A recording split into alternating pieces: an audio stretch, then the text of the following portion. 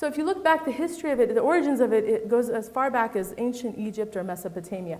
And it was directly linked to the theory of the four elements. This idea that there are, air, water, fire, and earth are the four elements, and that human beings are somehow connected to these elements.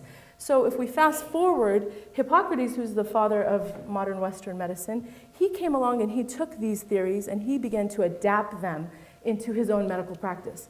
He started looking at people and he saw that, after examining their bodies, he saw that every single human being has the presence of four basic fluids, or what he called humors. And they are phlegm, blood, yellow bile, and black bile. And he theorized that if you had either an excess of or a lack of one of these substances, that it would actually motivate your mood, your behavior, your emotion. So this is what he theorized. And then you fast forward, after him, Galen, another Greek physician, came along, and he took Hippocrates' theories and he added on to that even more by actually creating a typography. He divided the four temperaments into two categories. Again, connecting with the theory of the elements. He said hot, dry, cold, and wet, and then he gave them names, and we're going to go over those names today. The names are choleric, sanguine, phlegmatic, and melancholic. So what this basically means is that every single human being is going to identify with one of these temperaments more than the others. And there's a primary temperament that you'll identify with, and then a secondary. Now, modern medicine has abandoned this theory altogether, the medical field, but in other fields like psychology, education, and even in religious studies, it's still applied today. So the first one. So when you think of the choleric temperament, the animal that you want to think about is a lion. Because what do we think about when we think of a lion? We think of the king of the jungle, right? They're natural leaders. So a choleric temperament is someone who is a natural leader. They're assertive. They're extroverts. They're reactionary. They are rational, and they're not very emotionally expressive. And their motto is, we like to have it our way. So if you're a choleric, and this is probably speaking your language. If you're a sanguine, which is the next temperament, you are the golden retriever.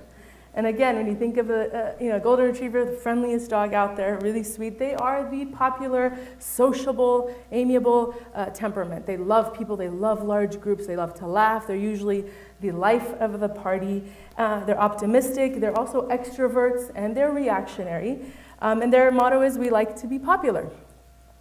Then we have the phlegmatic temperament, and these are the otters. Okay, so think of the otter. They're introverts. They're not very reactionary. They're emotionally expressive. They like to analyze people. They're usually very humble, timid people. They like harmony. They're flexible, and their motto is, we like it peaceful and calm. So again, you might know that as someone who reminds you of that temperament. And the last one is the melancholic. And this is the beaver of the group. So you want to think of a beaver, and what do? Beavers are always building. They need to create. So they're introverts, they're non-reactionary, but they're very focused, they're diligent. They need to get things done, they're disciplined and organized. We all have someone like that in our life, right, who just will come and fix things in your house that are out, that are the frames on the wall, towels need to be lined up correctly. So that's the melancholic. They like order, and their motto is, we like it done the right way. So by now, I'm sure you might, feel that you do one of these temperaments. You feel something leaning towards it. But if you're still unsure, the quickest way to determine what you are is two things. First, you want to ask, am I an introvert or an extrovert? And we should all, at this point in our lives, know what we are. And after that, you want to find out how do I react to things? What is the duration of my reaction? So do you let things go easily, or do you hold on? So if you're someone who is a reactionary person, you react quickly to something. If someone comes in your face and they get upset, you're like, I don't think so. And you just can get right back in their face, and you will then X that person out of your life. You're probably a choleric. Like, I'm done with you. But if you're in their face right away, and then 5 minutes later you feel bad, oh my God, I'm so sorry. Can I take you out? Let's go out for coffee, ice cream, what do you want? You're probably a sanguine. You're very worried about hurting people. So that's a reactionary person.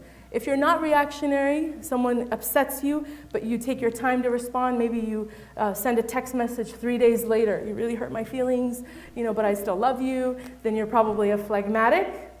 And if again, someone gets in your face, but you don't react quickly and you hold grudges, and then 5 years later, you're telling them that time that you did this to me, you really hurt me, you're probably a melancholic. So these are the ways to know what you are. And I hope that this information leads to what it did for me, which is really more understanding about myself and my personal relationships. And I hope that this is a springboard moment for all of you, and you will dive into this topic even more on your own. Thank you so much.